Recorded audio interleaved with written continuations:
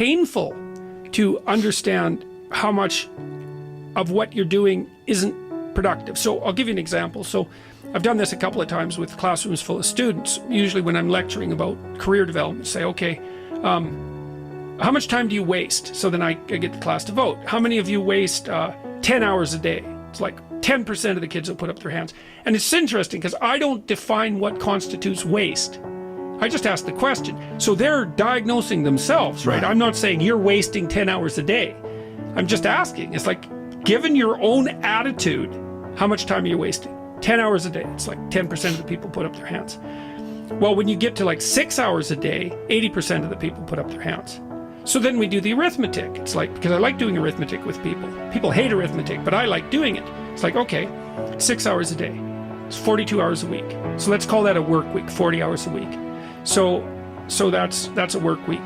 Let's say, what's your time worth? You're a university student. Well, it's certainly worth minimum wage, because obviously, but it's worth way more than that, because if you spend a productive hour when you're 20, then you gain the benefits of that hour for the rest of your life. So there's the compounding effect of time spent when we were young.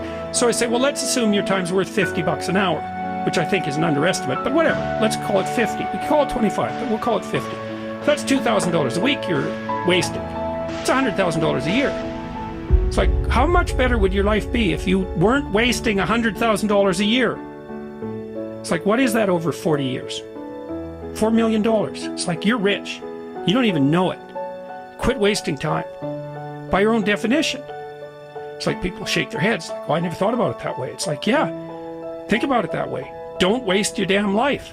And then you think, well, why would people be resistant to that message? It's like, well, you really want to wake up and figure out that you're wasting half your life?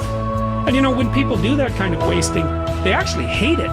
You know, and I've had lots of people come to my clinical practice who were chronic procrastinators. You know, and so they're watching YouTube videos, say, but not ones that are good for them, although sometimes they will do that, but just browsing in that kind of mindless way that you do when you're not paying attention and you're trying to kill time.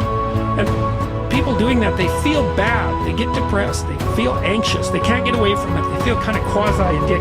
That's what they're saying about social media now. It's a huge issue with young kids. Absolutely, but there's this feeling of kind of internal rot and corruption that goes along with it. It's like, yeah, well, you're wasting your life. It's like, so it's painful. It's painful to recognize that. Then it's painful to think, oh my God, look how undisciplined I am. I don't know anything. I can't use a schedule. I can't stick to a calendar. I don't have any aims.